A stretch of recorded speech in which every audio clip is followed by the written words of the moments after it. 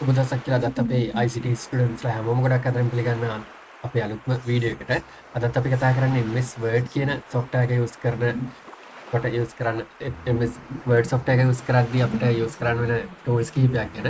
අද අපි කතා කරන්නේ MS Word software එකේ තියෙන home tab එකේ තියෙන Clipboard කියන group එකයි ඒත් එක්කම font කියන group එකයි. අපි කලින් මේ tools ගැන ඔයාලට මේ වගේ දේවල් මේකේ වැදගත් tools ගැන වීඩියෝ එකක් අරගෙන ආවා. especially අපි මේ දේ කරන්නේ අපේ IT ස්ටඩි කරන ස්ටුඩන්ට්ස්ලාට එකපාරක් මේ අපි ලයිව් ලෙක්චර්ස් වලදී මේ දේවල් ගන්නද්දි සමහරලාට යාට මේ දේවල් ටච් වෙන්න නැති වෙන්න පුළුවන්. මොකද ප්‍රැක්ටිකල් එහෙම හැමෝටම අපිට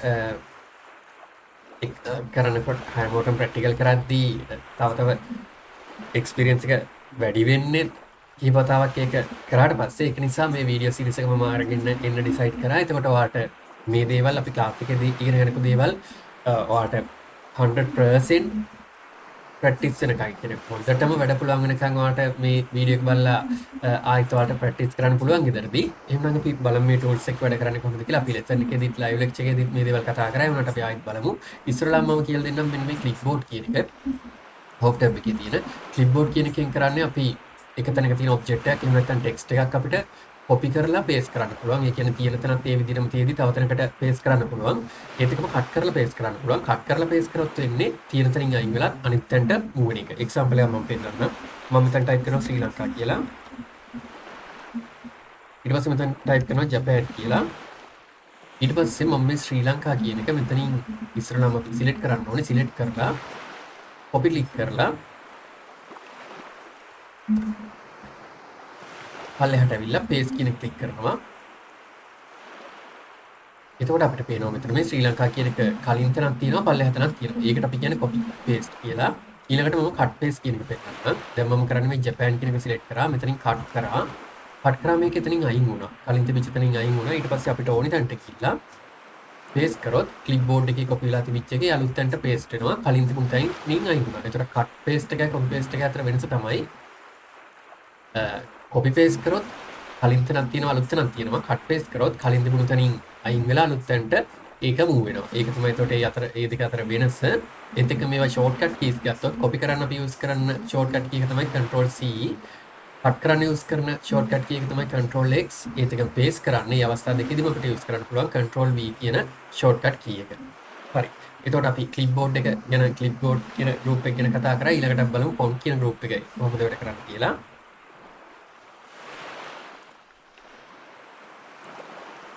font group එකේ තියෙන tool වලින් අපිට පුළුවන් font වලට දාලා changes කරන්න. ඒක fonts වලට එක formatting apply කරන්න මේ වගේ දේවල් කරන්න පුළුවන්. අපි ඒක කරලා බලමු. මෙතන ශ්‍රී ලංකා කියන එක ඉස්සරලා මම select කරා. ඊට පස්සේ මේ මෙතන මේ තියෙන font එක මම font type එක change කරන්න පුළුවන් මට. මම මෙතන Times New Roman වලට change කරනවා. එතකොට font එකේ කලින් තිබුණු font type එක වෙනස් වෙනවා. ඊළඟට මම ආයෙත් මෙතන select කරලා art brush කියන එකට art brush කියන එක select කරනවා. එතකොට මේ font එකේ විදිහට ඒ අකුරු වල pattern එක වෙනස් වෙනවා. එතකොට අපිට font type එක වෙනස් කරන්න පුළුවන් මෙන්න මේ tool එකෙන්. font කියන tool එකෙන් shortcut එක වලට mouse එක තින්ටගෙන ඉච්චම් බලා ගන්න පුළුවන්. ඒත් එක්කම font size එක මේ ඊළඟ tool එකෙන් වෙනස් කරන්න පුළුවන්. මම මේ දෙවෙනි වචන ශ්‍රී ලංකා කියන එක select කරලා මෙතනින් size එක අඩු වැඩි කරලා පෙන්නන්නම්. දැන් අපි 28 කියන size එක දීලා තියෙනවා. එතකොට font size එක මේ විදිහට වැඩි වුණා. ඊට අමතරව අපිට අදාළ වචන select කරලා මේ tool එකෙන් පුළුවන් increase font size කියන එකෙන් පුළුවන් font size එක step by step වැඩි කරන්න. ඊට පස්සේ මේකෙන් decrease font size කියන tool එකෙන් පුළුවන් අපිට මේ විදිහට step by step size එක අඩු කරන්න. එතකොට අපිට මේ font size එක සම්බන්ධව මේ tool තුනම යොදා ගන්න පුළුවන්. ඊට පස්සේ මෙන්න මේ මෙතන මේ තියෙන tool එක change case කියන tool එක. දැන් මෙතනදී අපිට මම ඉස්සරලා sentence එකක් type කරලා පෙන්නන්නම්.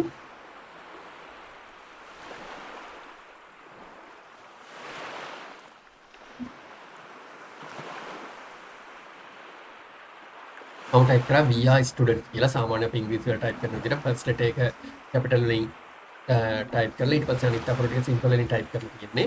ඊට පස්සේ මම මේ වචන select කරලා මෙතන මේ tool එකට change case කියන එකට මේ විදිහට ගිහිල්ලා මේ click කරලා බලනවා. ඊට පස්සේ මෙතන sentence case කියලා තියෙනවා. sentence case තමයි කියලා කියන්නේ සාමාන්‍ය වාක්‍ය sentence එක කියන විදිය. පළවෙනි අකුර capital ඊට පස්සේ අනිත් අකුරු ටික simple.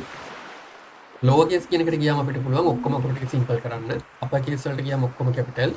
capitalize each word වලට ගියාම පළවෙනි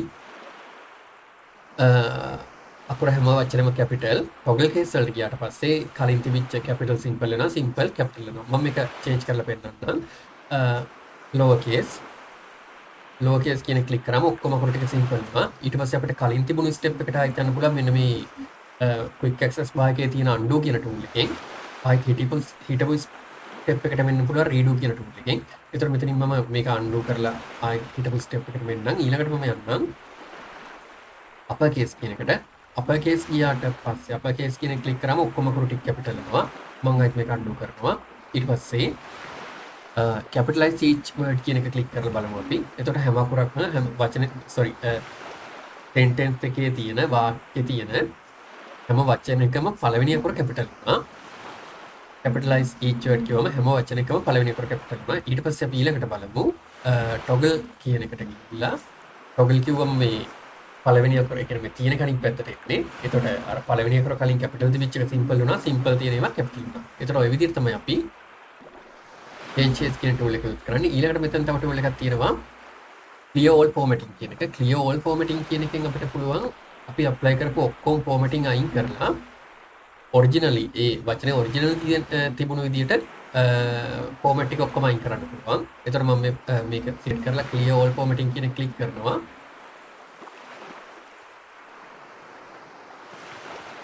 එතකොට ඒ විදිහට කරාට පස්සේ මෙතන දැන් capital simple කියන එක වෙනස් වුනේ නැහැ. මොකද එතන case එක අපි change කරපු නිසා මේ font එක 10 කියන size එකට ඇවිල්ලා මෙන්න මේ Calibri කියන font එකට apply වුණා. මොකද මේ theme එකේ තියෙන default font එක තමයි ඒක. එතකොට අපි apply කරපු formatting colors ඒ වගේ දේවල් bold කරපු ඒ වගේ තිබුණා නම් ඒවා අයින් වෙලා originally තියෙන විදිහට අපිට apply කරන්න පුළුවන්. මේ case එක change කරන්න ඕනේ. ඒ කියන්නේ capital symbol change කරන්න ඕන නම් ඒක අපිට පුළුවන්. කලින් වගේ මර tool එකට ගිහලා change කරන්න. ඒතර formatting ඔක්කොම අයින් කරන්න පුළුවන්. මෙන්න මේ clear formatting කියන tool එකෙන් ඊළඟට බලමු මේ font group එකේම තියෙන අනිත් tool ටික කොහොමද යූස් කරන්න කියලා. දැන් අපිට මෙතන bold කියන tool එකෙන් පුළුවන් මේ අකුරු bold කරන්න. ඒ කියන්නේ ටිකක් තියෙනවට වඩා තද අකුරෙන් display කරගන්න පුළුවන්. මේ විදිහට අපිට Japan කියන එක bold කරලා ගන්න පුළුවන්. ඊට පස්සේ මම මේක ආයි bold අයින් කරන්න අපිට ඒ tool එකටම ආයි click කරන්න පුළුවන්. shortcut keys වලට බලා ගන්න පුළුවන් mouse එක tool එක උඩට ගෙනිච්චට පස්සේ ඊට පස්සේ italic කියන tool එක මේක අපිට පුළුවන් italic කරන්න. ඒක නපුර ටිකක් ඇල කරන්න පුළුවන්. මේ Japan කියන එක මේ විදිහට අපිට italic කරන්න පුළුවන්. ඒකත් මම මෙතනින් අයින් කරා. ඊට පස්සේ underline කරන්න ඕනේ නම් මේ විදිහට U කියන tool එක underline කියන tool එක use කරන්න පුළුවන්. ඒකෙත් underline කරන්න එක ක්‍රම කිහිපයක් තියෙනවා. single line එකක් විදිහට මෙහෙම නැත්නම් double line එකකින් එහෙම නැත්නම් මේ විදිහට dotted line එකකින් ඒ විදිහට අපිට underline කරන්න පුළුවන්. ඒක අපේ requirement එක විදිහට underline tool එක use කරන්න පුළුවන්. ඒත් එක්ක මේකෙත් underline කියන එක අයින් කරන්නත් පුළුවන්. අපිට මේ තුනම apply කරන්න ඕනේ නම් මේ විදිහට මේ තුනම select කරලා bold italic underline apply කරන්න පුළුවන්. හරි. එතකොට මේ tools ගැන අපිට idea එකක් දැන් තියෙනවා. ඊළඟට මෙන්න මේක strike through කියන එක මේකෙන් අපිට අදාළ වචනේ තනියරකින් මේ විදිහට කපන්න පුළුවන්. ඒ කියන්නේ අපි price එකක් ගත්තොත් discount එකක් වගේ දෙනවා නම් අපිට පුළුවන් මේ වචනේ අපි ගත්තොත් රුපියල් 100ට තියෙන එකක් රුපියල් 50ට දෙනවා නම් රුපියල් 100යි කියලා දාලා මේ විදිහට strike through කරලා ඊට පස්සේ අපිට පුළුවන් රුපියල් 50යි කියලා ඉතින් දාන that available price එක. ඊට පස්සේ අපිට මේක මෙතනින් අයින් කරන්න පුළුවන්. ආයිත් ඊට පස්සේ ඊළඟ tool එක මේක sub script මේක super script කියන එක. ඒ කියන්නේ sub script අපිට use කරන්න පුළුවන් CO2 වගේ use කරද්දී අකුර පොඩ්ඩක් පල්ලෙහාට කරලා ගන්න sub script use කරන්න පුළුවන්. බස් ඒක අපිට ආයි සාමාන්‍ය ෆෝමැට් එක කරගන්න පුළුවන්. නැත්නම් ඔක්කොම අකුරු ටික ඒ විදිහට පහලින් ටයිප් වෙන්නේ. ඊළඟ ටූල් එක x වර්ගය වගේ ටයිප් කරනවා නම් x ටයිප් කරා ඊට පස්සේ දෙකේ ඉලක්කම මෙහෙම අපිට මේ විදිහට ටිකක් උඩින් දාන්න පුළුවන් වර්ගය කියලා ගන්න 2 x to the power 2 ඒ විදිහට ගන්නවා නම් එතකොට ඔය විදිහට අපිට මේ subscript superscript කියන ටූල් ටිකත් යූස් කරන්න පුළුවන්. ඊට පස්සේ අපි බලමු ඊතුරු ටූල් තුන කොහොමද යූස් කරන්නේ කියලා. Live ICT, learn and pay.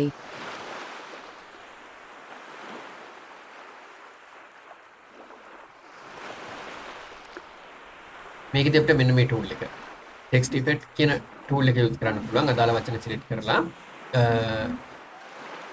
text එකට effect එකක් apply කරන්න පුළුවන්. මෙතනින් මම එකේ ඉෆෙක්ට් මෙතන අපිට බලා ගන්න පුළුවන් ක්ලික් කරලා ඊට පස්සේ මෙතන අපිට මේකේ ඉෆෙක්ට් එක එක විදිහට ෂැඩෝස් ඇඩ් කරන්න පුළුවන් මේ ඇරෝස් වල මෙතන මේ පල්ලෙහා තියෙන ලිස්ට් එකෙන් ගිහිල්ලා අපිට ඉෆෙක්ට් එකත් එක එක විදිහට වෙනස් කරන්න පුළුවන් ඒක අපිට ඕන විදිහට චේන්ජ් කරගන්න පුළුවන් අපේ ඉන්ට්‍රස්ට් එකේ විදිහට දැන් මම මෙතන මෙන්න මේ ඉෆෙක්ට් එක ඇප්ලයි කරන්න එතකොට අපිට පුළුවන් අර ශ්‍රී ලංකා කියන එක මේ විදිහට ඉෆෙක්ට් එකක් විදිහට අපිට ලස්සන ග්‍රීටින් කාඩ් එකක් එහෙම නැත්නම් මොනවා හරි ඩිසයින් එකක් එක්ක යන ඩොකියුමන්ට් එකක් ක්‍රියේට් කරනවා නම් මේ විදිහට අපිට ඉෆෙක්ට් එකක් ඇප්ලයි කරන්න පුළුවන් මම මේක අන්ඩු කරන්න